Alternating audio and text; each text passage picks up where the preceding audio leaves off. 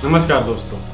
आज 25 अक्टूबर 2023 जिस दिन ये वीडियो शूट हो रहा है, इजराइल और हमास के बीच युद्ध के 19 दिन हो चुके हैं। इन 19 दिनों में भारी तबाही मची हुई है। इजराइल ने लगभग गाजा को तबाह करके रख दिया है। लाखों लोग रिलीफ कैंप में रहने को मजबूर हैं। आम नागरिकों को खाने पीने यहाँ तक कि मेडिकल सुविधाएं भी नहीं मिल पा रही हैं।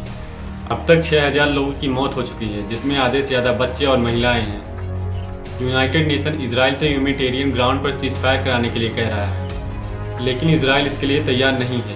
इजराइल यहाँ पे जो कुछ भी कर रहा है उसको पूरी तरीके से सही नहीं कहा जा सकता। अभी तक लगभग 42 ट्रक राहत सामग्री पहुँचाई जा चुकी है, और अगर हम अब तक की स्थिति को देखें तो लाखों लोगों की जान भगवान भरोसे है। तो चलिए अब आते हैं अपने असली टॉपिक पर। तो देखिए, आपको इजराइल के इतिहास के बारे में पता ही होगा कि कैसे इजराइल बना, क्या विवाद रहा इजराइल फिलिस्तीन के बीच। क्या होता है कि 1947 में फिलिस्तीन पार्टीशन प्लान यूएन में पेश किया जाता है, और भारत 1949 में इस प्रस्ताव के खिलाफ वोट देने वाला इकलौता नॉन मुस्लिम देश था। इसके पीछे कई कारण है, जिसमें एक है कि महात्मा गांधी का मानना था कि फिलिस्तीन वहाँ के नागरिकों का है और जूस को अपने ओरिजिन देश में लौट जाना चाहिए। और साथ ही फिलिस्तीन का पार्टीशन रिलीजन के आधार पर हो रहा था। भारत सरकार का मानना था कि रिलीजन के आधार पर किसी देश का बंटवारा गलत है। और तीसरा और सबसे मेन कारण, भारत का ऑयल और पेट्रोलियम के लिए अरब देशों के ऊपर निर्भरता थी। जैसे अरब देशों में भारत के कई लोग काम करते थे और भारत सरकार इसको लेकर रिस्क नहीं लेना चाहती थी।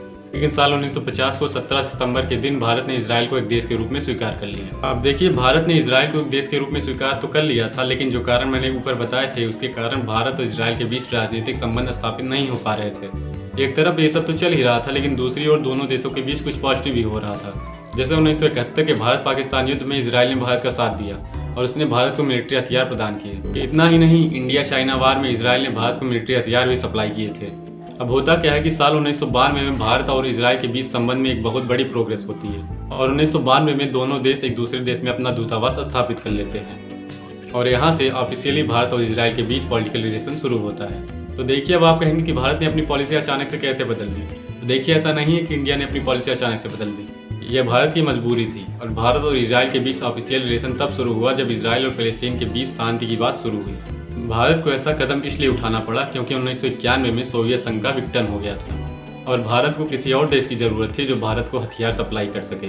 क्योंकि इजराइल पहले से ही भारत को हथियार सप्लाई करता था और उसके हथियार अच्छे भी थे, इसलिए भारत ने इजराइल से संबंध स्थापित कर लिए, जो कि भारत के लिए अच्छा साबित हुआ। और आज के दिन भारत इजराइल के प्रमुख पार्टनर देशों में से एक है। 1992 में दोनों देशों के बीच ऑफिशियली संबंध स्थापित होने के बाद दोनों देशों के बीच ट्रेड और इकोनॉमिक रिलेशन अच्छे होने लगे। साल 1992 में दोनों देशों के बीच ट्रेड 200 मिलियन से बढ़कर 2014 में $4.5 बिलियन हो गया, जो कि साल 2022-23 आते आते बढ़कर $10 बिलियन हो गया। भारत ने फाइनेंशियल ईयर 2023 में इजराइल में 3480 कमोडिटीज एक्सपोर्ट की है। इसमें diamond, precious stones, chemical products, textile आदि शामिल हैं, जो कि साल 2022 में $4.7 बिलियन से बढ़कर 2023 में $8.71 बिलियन हो गया। अप्रैल मई महीने के बीच भारत ने लगभग $600 मिलियन का एक्सपोर्ट किया है। इकोनॉमी के नज़रिए से देखें तो यह भारत के लिए एक अच्छी बात है। और अगर दूसरी तरफ इजराइल से एक्सपोर्ट की बात करें तो भारत ने फाइनेंशियल ईयर 2023 में लगभग 1400 चीज़ें भारत ने इम्पोर्ट की है। भारत ने इजराइल से फाइनेंशियल ईयर 2022 में $3.7 बिलियन का सामान इम्पोर्ट किया था, जो कि फाइनेंशियल ईयर 2022 में गिरकर $2.3 बिलियन हो गया है। इजराइल जो चीज़ें भारत में इंपोर्ट करता है उसमें petroleum, semiconductors, precious stones, fertilisers, equipment आदि सब शामिल हैं।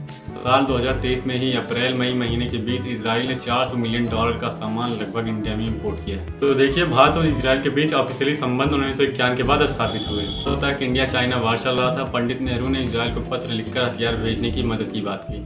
जब भारत ने 1998 में पोखरण परमाणु परीक्षण किया तो इजराइल उन देशों में था जिसने भारत का समर्थन किया। साल 1999 के कारगिल युद्ध में इजराइल ने भारत को कई आर्म्स और अम्यूनिशन भी दिए थे।